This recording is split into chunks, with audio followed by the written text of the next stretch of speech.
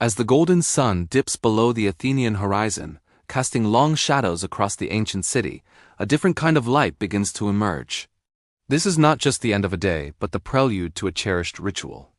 In the narrow, cobbled streets of 5th century BCE Athens, the soft glow of oil lamps flickers to life. Each flame ignites not just the darkness, but the anticipation of an evening dedicated to camaraderie and thought. Hospitality is paramount. At the entrance of a stone house, a servant performs the customary washing of a guest's feet in a gleaming bronze basin, a gesture of welcome and purification before the gathering begins. Inside the hendron, the men's room, awaits. Guests recline comfortably on cushioned couches, known as klein, arranged in a convivial square. The air is warm, filled with hushed greetings and the promise of intellectual exchange. Low tables are laden with simple yet exquisite fare: dark, briny olives, sweet figs, honey-glazed bread, and perfectly roasted fish. These initial offerings are meant to whet the appetite, not to satiate it. The Greek host, an elderly man with a kind smile, gestures warmly, initiating polite conversation. His presence sets the tone for an evening of respectful discourse and shared wisdom, guiding the flow of the symposium. The centerpiece of the ritual arrives, a large, beautifully painted ceramic crater. This mixing bowl is not merely a vessel. It is the heart of the symposium, symbolizing the balance and moderation of Greek life. The symposiarch, chosen for his wisdom, carefully mixes wine with water. This act is deeply symbolic, representing civilization's triumph over barbarism, ensuring that pleasure remains tempered by reason. Before the drinking begins, a guest performs a libation, pouring a few drops of wine onto the floor. This sacred offering honors Dionysus, the god of wine and revelry, inviting his blessing upon the gathering. As the wine flows, so does the music. The lyre player, with nimble fingers, plucks melodious strings, creating an atmosphere conducive to deep thought and pensive reflection.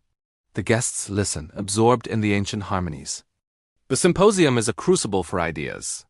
Two men engage in a heated, yet respectful philosophical debate, their hands gesturing passionately as they explore profound questions of existence and ethics.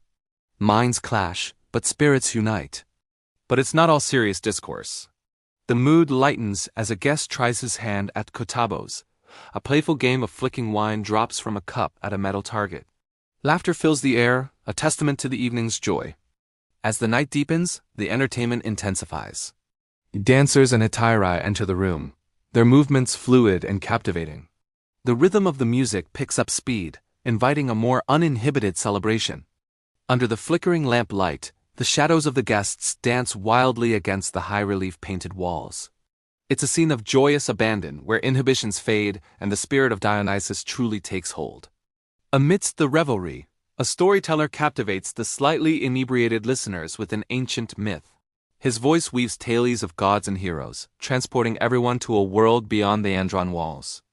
As the first hints of dawn approach, the symposium draws to a close. The crater stands empty, a silent testament to the night's shared experiences. Guests depart, stepping out into the cool, silver-lit Athenian night under a full moon.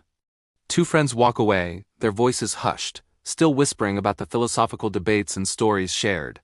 The echoes of the symposium linger, enriching their minds and strengthening their bonds. Inside the now empty house, a single oil lamp burns low, its flame a final, quiet sentinel. It marks the end of a night of profound connection, leaving behind the lingering warmth of ancient Greek life, ready for a new dawn. The night rarely ended as neatly as it might seem. In ancient Greek homes, a symposium often stretched far longer than planned. Oil lamps were refilled again and again, their flames glowing warmly against painted pottery and smooth plaster walls. Conversations drifted between seriousness and laughter, like waves rolling slowly against a quiet shore. As hours passed, people grew more comfortable sharing thoughts they might never speak during busy daylight hours. The structured world of ancient Greek society softened within the relaxed circle of a symposium. A man managing trade ships might speak about poetry he secretly loved. Another guest might passionately defend a philosophical idea.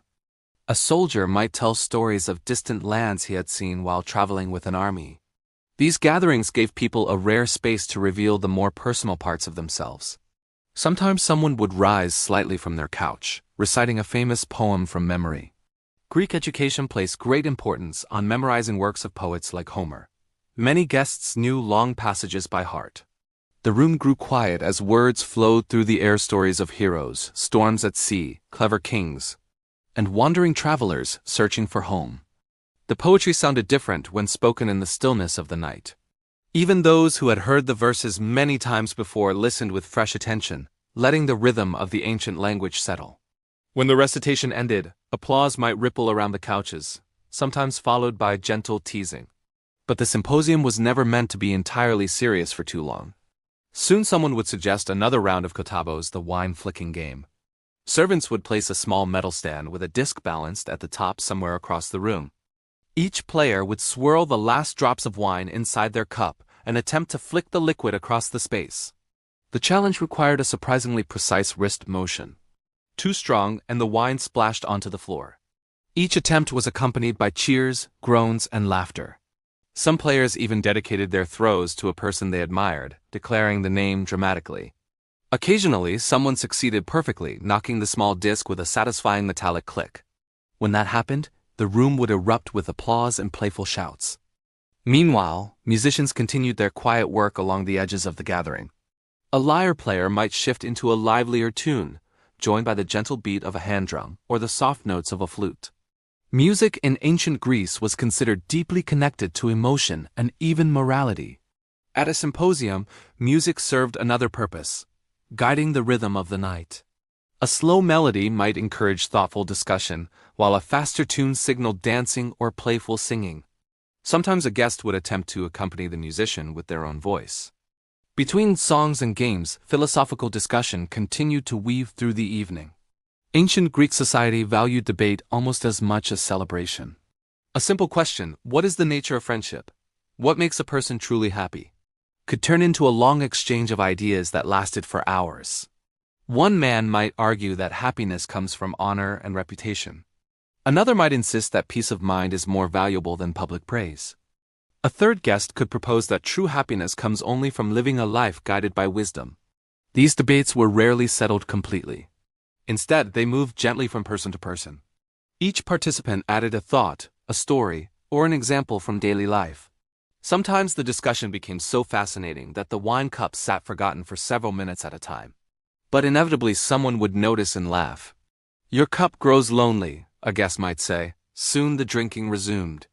Wine had a curious effect on the rhythm of the symposium. The first cups often sharpened conversation, loosening ideas and encouraging storytelling. But as the night deepened and more wine flows, conversation sometimes grew stranger, drifting toward dreams, myths, or imaginative theories about the universe. A guest might begin wondering aloud about the stars shining above the city. Why do they move across the sky? Are they distant fires, divine beings, or something entirely unknown? Others would respond with their own guesses. Some explanations were based on early scientific thinking, while others drew from mythology or imagination. In this way, the symposium became a small laboratory of ideas. Meanwhile, the servants quietly continued their work. They refilled cups, adjusted the lamps, and occasionally brought small plates of fruit or nuts to keep the guests from becoming too hungry. Though they rarely joined the conversation, they heard every story and debate unfolding around them. Outside the house, the city was completely different. Athens at night was much quieter than modern cities. Without electric lights or busy nighttime businesses, most streets became dark and nearly empty. Sometimes a guest leaving the symposium for fresh air might step into the courtyard and pause beneath the stars. The night sky in ancient Greece was breathtakingly clear. The Milky Way stretched across the heavens like a pale river of light. Many Greeks believed the stars were closely connected to the gods or to powerful forces shaping human destiny. A guest might stand quietly for a few minutes, listening to the distant music drifting from the room. Eventually, he would return inside, where the warmth and laughter continued. As the night moved toward its final hours, the symposium sometimes changed once again. The early excitement slowly softened into a calmer atmosphere. Some guests reclined more comfortably. Others leaned back with half-closed eyes, listening to music without saying much at all. Stories during this part of the night often became more reflective. Someone might speak about childhood memories running through olive groves, learning to read poetry, or watching ships leave the harbor for distant lands. Another guest might recall a teacher. These quieter moments were often the most meaningful. Friendships strengthened not only through laughter and games, but through shared reflection. The symposium allowed people to explore the deeper parts of life. Even those who had argued fiercely about philosophy earlier in the night now spoke gently with one another. Eventually, the symposiarch would notice that the gathering was reaching its natural end. The crater might be nearly empty, and the lamps beginning to burn low. He would raise his cup one last time. The room gradually quieted. A final toast would be offered, often to friendship, to wisdom, or to the gods. Everyone drank the last sip together. Then the symposium slowly dissolved. Guests stretched, gathered their cloaks, and carefully stood from the couches after many hours of reclining. Servants opened the doors to the cool early morning air. Some guests left immediately, eager to reach home before the city fully awakened. Others lingered in the courtyard, continuing their conversations softly while the first pale hints of dawn touched the horizon. Roosters began crowing in the distance. The world was waking again. Athens would soon return to its daytime rhythm, markets opening, craftsmen working, philosophers teaching students. But the memory of the night's symposium remained with those who attended. Ideas discussed over cups of watered wine might return later in public debates. A joke told during a drinking game might become a favorite story shared for years. A poem recited under lamplight might inspire someone to write their own verses. In subtle ways, these gatherings shaped the culture of ancient Greece.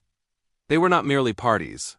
They were spaces where art, philosophy, humor, and friendship met in a unique blend that rarely existed anywhere else. And though thousands of years have passed since those nights of music and conversation, it is easy to imagine them still. A quiet house. A circle of friends reclining around a softly glowing lamp. The gentle sound of a lyre. Wine mixed carefully in a great bowl. Voices rising and falling in thoughtful debate. And somewhere beyond the roof, the endless stars shining over a city that never quite forgot how to celebrate both joy and curiosity. In the calm silence before dawn, when the final guest had stepped into the cool morning air, the house would finally grow still. Only the fading scent of wine and olive oil remained. Yet the spirit of the symposium continued far beyond that single night, echoing quietly through the centuries. And yet, even after the last guest had stepped out into the pale light of dawn, the story of the ancient Greek party did not truly end there. The symposium was more than a single night of gathering. It was part of a rhythm of life that repeated itself again and again across the cities of the Greek world.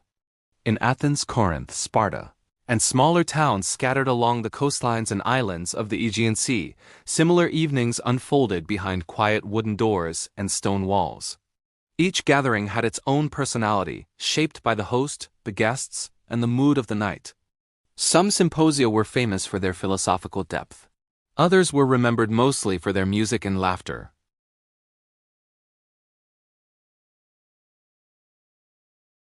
The Greeks were travelers, traders, and explorers. Their ships moved constantly between islands and across the Mediterranean Sea. Because of this, a symposium could become a place where news from faraway places first entered the city.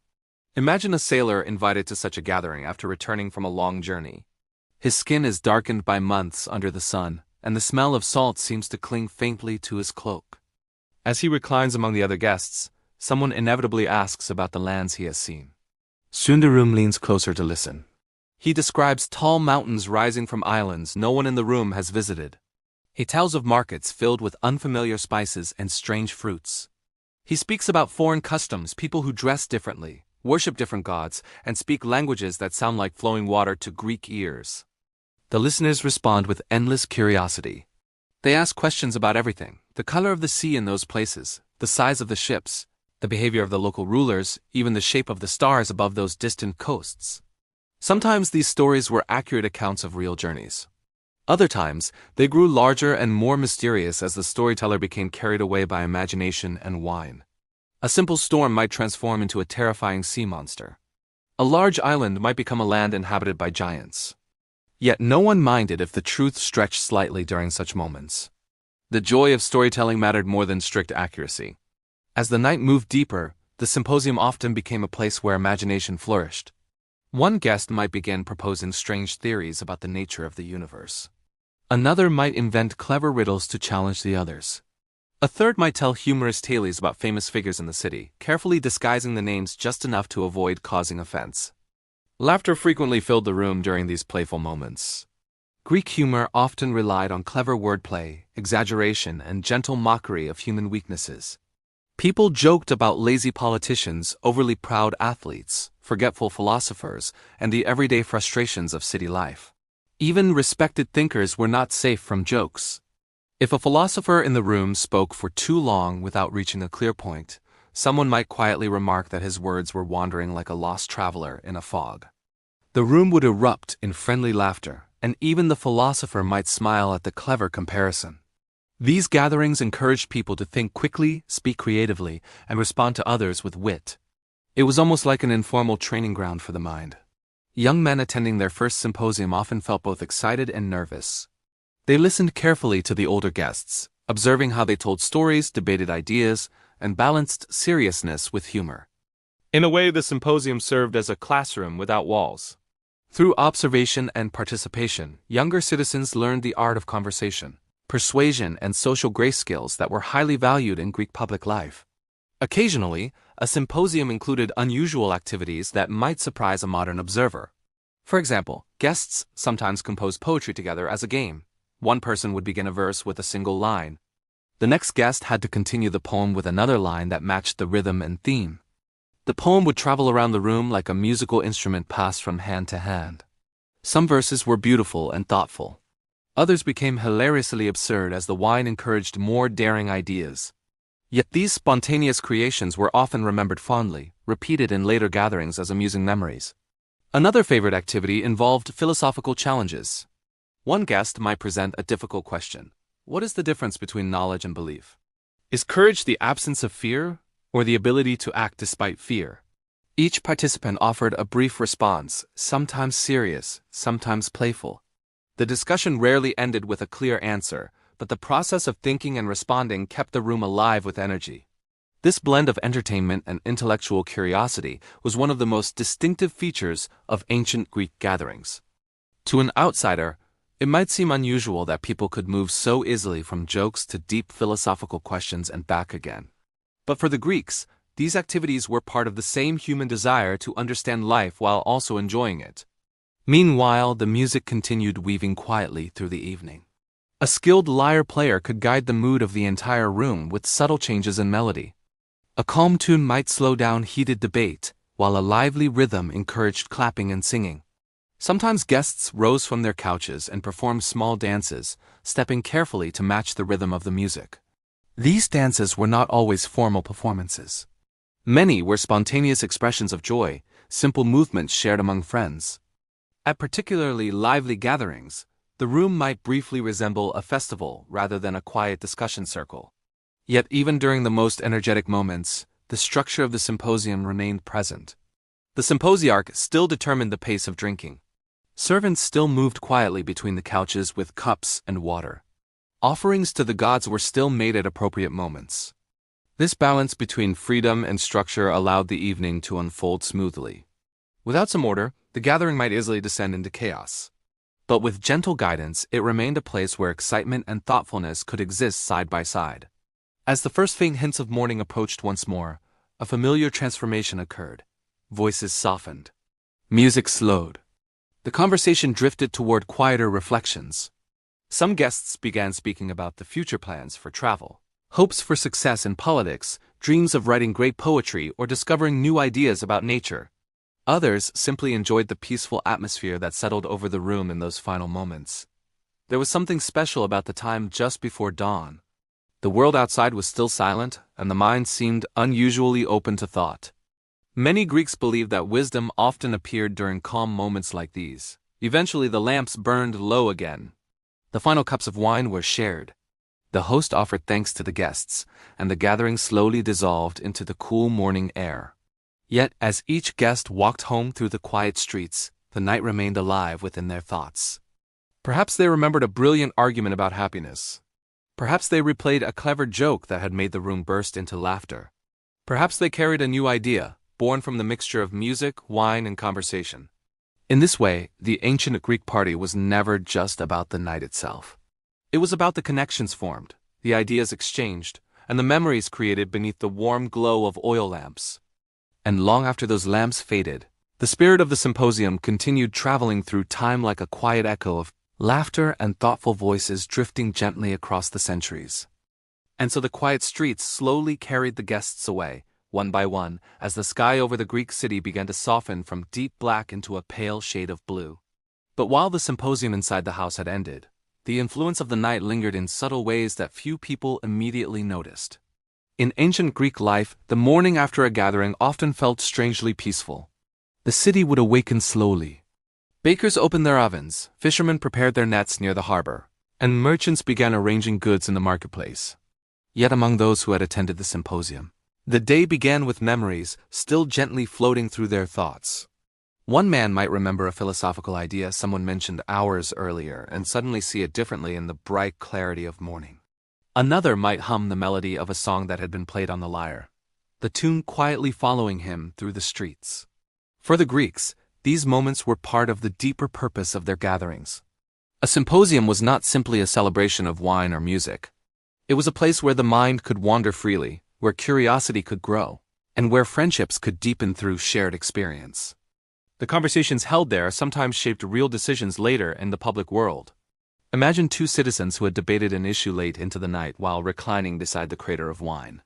Perhaps they disagreed strongly at the time, each defending his view with passion and clever arguments. But in the calm light of day, both might reconsider the other's words.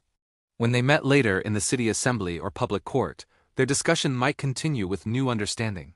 In this way, the quiet atmosphere of the symposium sometimes influenced the louder and more serious affairs of the city. But not every gathering focused on ideas and debates. Some evenings were designed simply for joy and celebration. During festivals honoring the gods, especially Dionysus, the god of wine and theater, symposia became even more lively. Music filled the houses of wealthy citizens, and laughter echoed into the streets. Guests might arrive wearing garlands of fresh leaves or flowers placed on their heads, a tradition believed to help keep the mind clear while drinking. The smell of crushed herbs and flowers mixed with the warm scent of wine and olive oil lamps. During these festive nights, storytelling became even more dramatic. Guests might act out scenes from famous myths, pretending to be heroes, gods, or clever tricksters. A storyteller might imitate the voice of a mighty king or a frightened traveler encountering a monster on a dark road.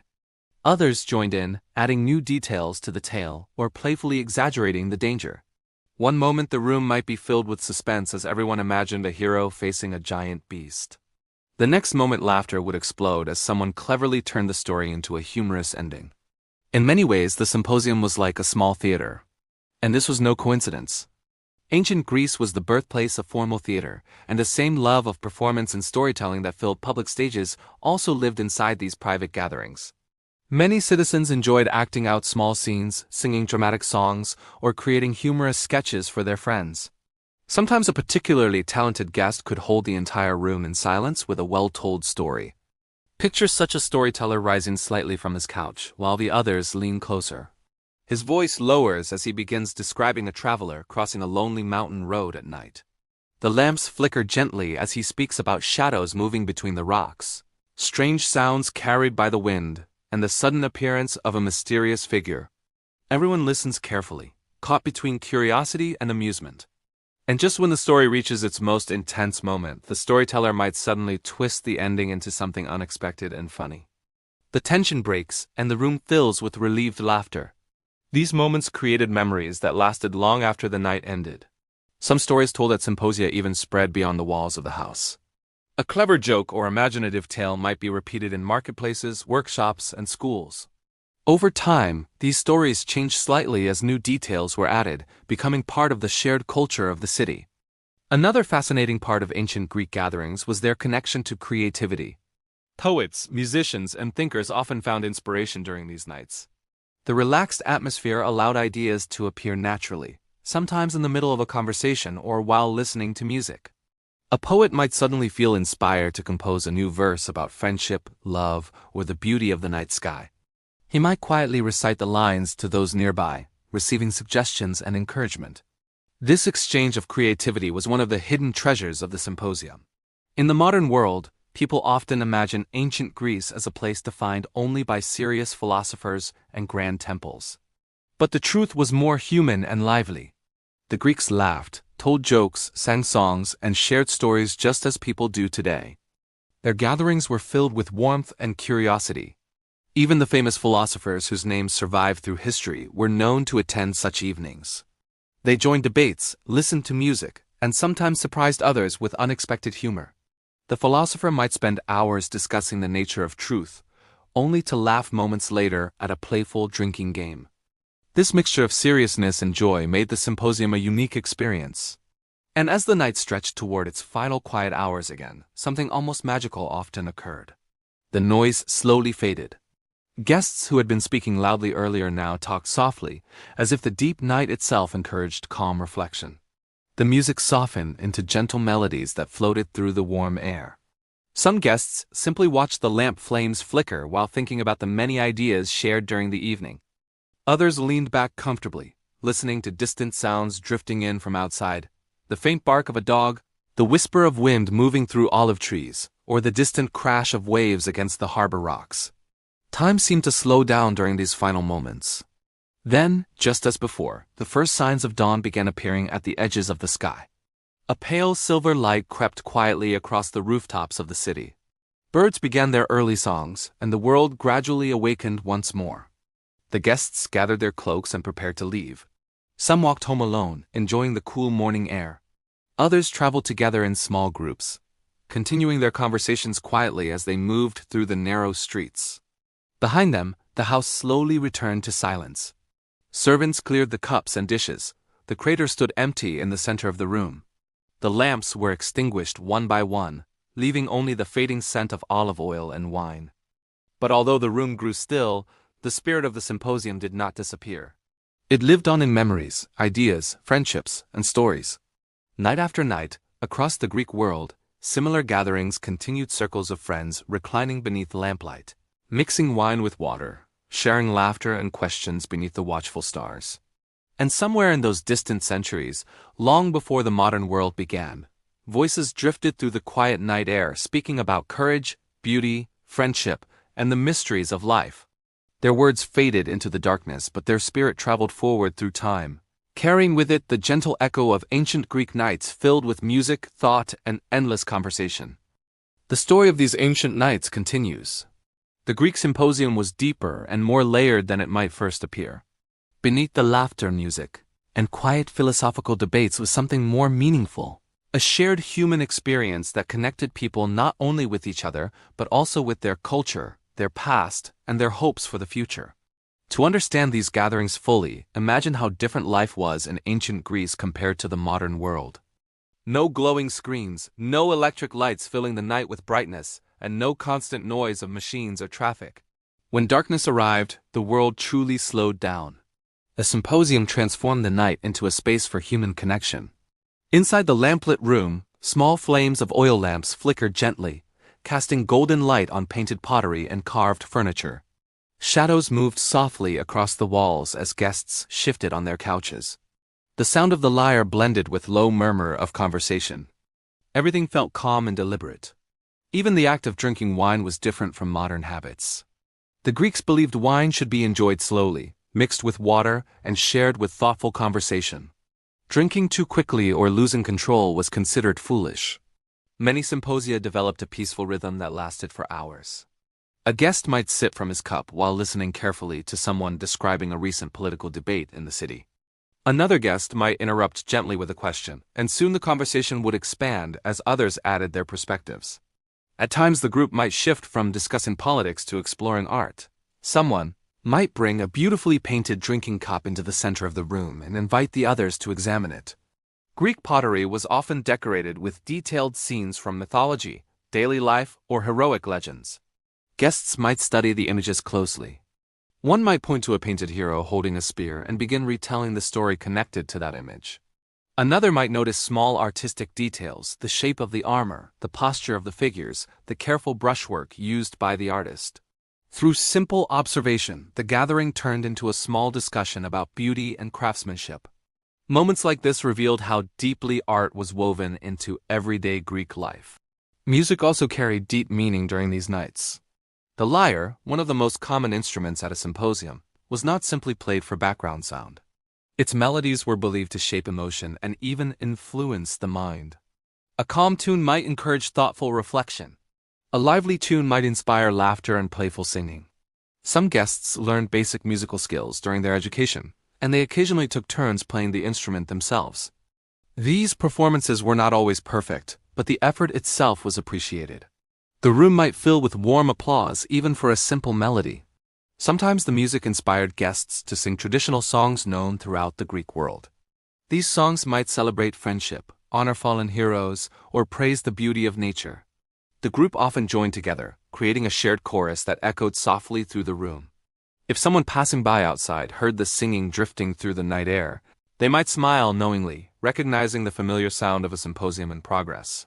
Another interesting tradition at some gatherings involved small intellectual challenges. One guest might ask a riddle to the group.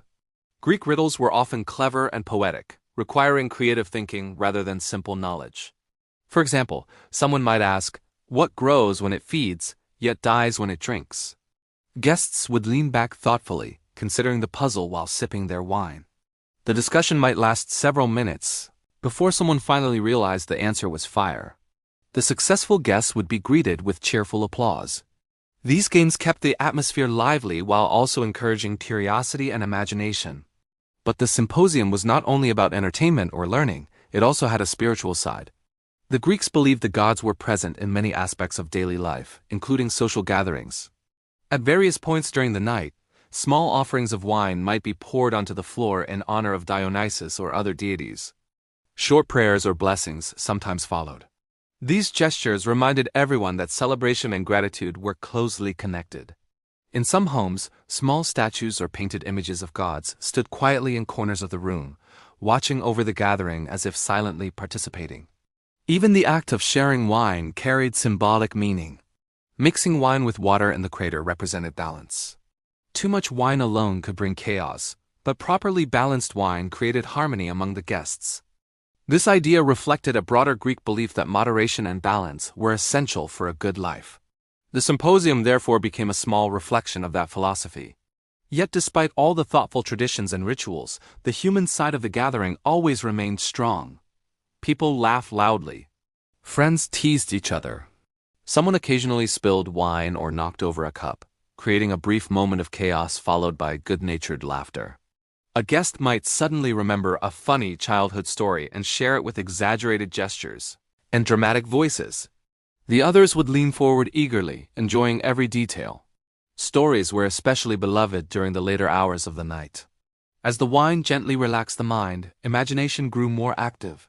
Guests might describe strange dreams they once had, mysterious encounters during travel, or unusual events they could not fully explain. Some stories involved encounters with wandering philosophers or clever tricksters who solved problems in unexpected ways. Others described eerie moments on lonely roads at night, when travelers believed they had glimpsed spirits or divine signs in the darkness. Whether these stories were real or imagined did not matter very much. What mattered was the shared experience of telling and hearing them together. The symposium created a safe and welcoming space where creativity and curiosity could flourish. As the hours passed and the night deepened once again, the room gradually grew quieter. The music softened into slow, peaceful melodies. Some guests reclined comfortably with their eyes half closed, listening to the gentle sounds of conversation drifting around them. Others continued speaking softly about the ideas that fascinated them most. Perhaps someone discussed the movement of the stars across the sky. Ancient Greek thinkers spent much time observing the heavens, trying to understand the patterns of the cosmos. A guest might point upward toward the invisible sky above the roof, and explain how certain stars rose and set at particular times of the year. Another guest might wonder aloud whether the universe had an edge, or whether it stretched endlessly beyond human imagination. The discussion might continue quietly while the final lamps flickered. Then, almost unnoticed at first, the sky outside would begin to change. A faint gray glow appeared behind the distant hills. The first birds started singing. Dawn was returning once again. One by one, the guests stirred from their relaxed positions. Cloaks were gathered, final sips of wine were taken. The symposiarch might offer a last toast to friendship and wisdom. Soon the doors opened, and cool morning air flowed gently into the room. The guests stepped outside into the peaceful streets. Some walked home silently, enjoying the calm beauty of the early morning. Others continued talking softly, their voices echoing lightly between the stone buildings. Behind them, the house returned to stillness. But the night they had shared remained alive in memory. Days later, weeks later, even years later, someone might recall a moment from that gathering, the laughter during a drinking game, the sudden brilliance of a philosophical idea, or the beauty of a song sung beneath the flickering lamplight. In this way, the spirit of ancient Greek parties traveled quietly through time. They were not merely celebrations of wine and entertainment. They were gatherings of minds, moments where people explored life's questions while enjoying the simple joy of being together. And though centuries have passed and the world has changed in countless ways, the essence of those nights still feels familiar: a group of friends, soft light in a quiet room, stories shared, music playing, questions asked without hurry. And above it all, the endless stars watching silently as human voices fill the night with curiosity, laughter, and wonder.